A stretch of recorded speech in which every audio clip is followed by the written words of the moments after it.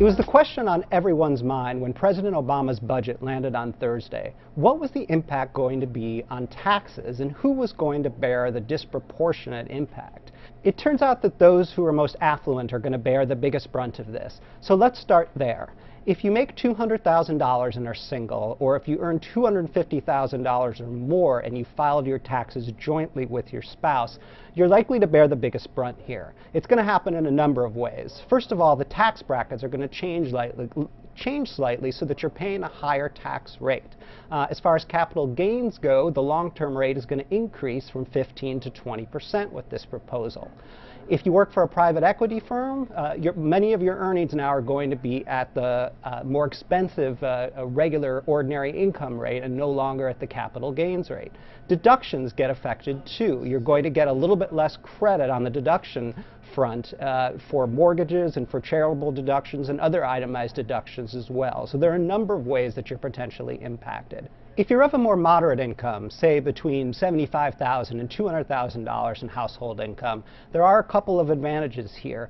There's an expanded credit for college students, up to $4,000 in tuition spending that comes back to you in the form of a $2,500 credit, which is partially refundable. So that's an improvement on what existed before. There's also what's called the Making Work Pay credit. That's either $400 if you're single or $800 if you're married and filing jointly up to a certain income cap.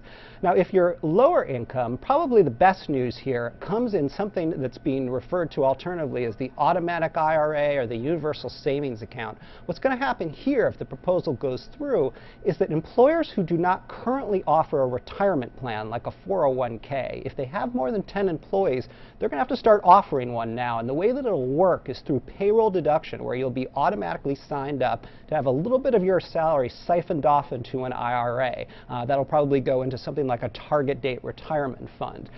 So if you don't want to participate, you'll have to sort of take some affirmative action and opt out. There'll also be a tax credit here that goes into the account. Effectively, it's a match on your savings of up to 50% for $1,000 in savings per year. So it's sort of like working for an employer that has an employee match. So that's probably the best news for folks in the lower income range. Now again, we have to remember that these are just proposals. There's going to be a fair amount of haggling in Congress over this. But right now, it appears as if the affluent are going to pay more. Whether it's more than their fair share, of course, is a question for the ages. I'm Ron Lieber for the New York Times.